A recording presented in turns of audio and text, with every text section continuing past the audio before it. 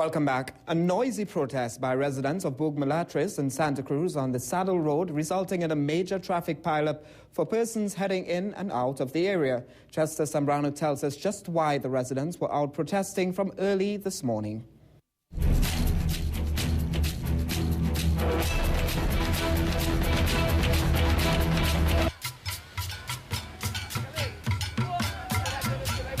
High emotion in Santa Cruz on Wednesday morning as residents blocked Saddle Road, a main thoroughfare, with burning debris to express their frustration due to a lack of water. For 3 months now, we ain't got no water. 3 months, no water. I and my family had to go Paramin, but my mother not to wash. From 5 a.m., the angry residents came out with placards detailed with words to send a clear message to those in authority. We don't have water, the wash, they send me children to school. The toilet can't flush, they're backing up. We need water, right, please. Wednesday's action by the residents resulted in heartache for motorists, making their way in and out of the community. But Councillor for the area, Roger Celestin, says many promises have been made by WASA to address the problem, but this is yet to be done. As a councillor for the area, I want to go on record to say I am going to support them. We see water, that is life. I am Chester Sambrano, reporting for CNC3 News. Well, by late this evening, WASA assured the protesting residents that the water supply would be normalized within 24 hours. WASA said it had uncovered the source of the restriction that has been affecting the water supply, and a work crew is currently involved in removing the restriction. Well, there were also heated protests in Marabella and Point Fortin today, with the Point Fortin mayor joining the protesters to highlight their frustrations about the condition of the Point Fortin hospital. And in Marabella, police had to be called in as angry vendors stormed the opening of the temporary market, claiming that legitimate vendors were accommodated at some other facility. Cameraman Ivan Toolsie covered the protests from Point Fortin to Marabella, and Melissa Williams reports. The Mayor of Point Fortin, Clyde Paul, joined with his burgesses in a protest outside the Point Fortin Hospital on Wednesday. The mayor says operations at the hospital are slowly grinding to a halt. Just last week, he says the maternity ward was shut down, and expectant mothers now have to make the trek to San Fernando. Mayor Paul says the hospital offers no care to patients. If you come to this Point Fortin hospital, Panadol is the total cure. Nothing else but Panadol you're getting. He says, in addition, there is a tremendous staff shortage, and the mayor says a new hospital must be constructed.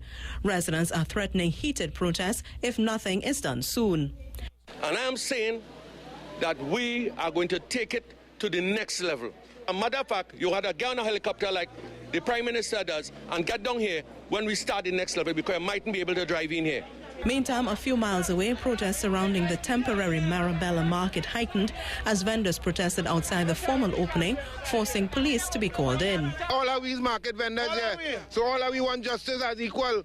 Everybody, half of them under the shed and half in the rain.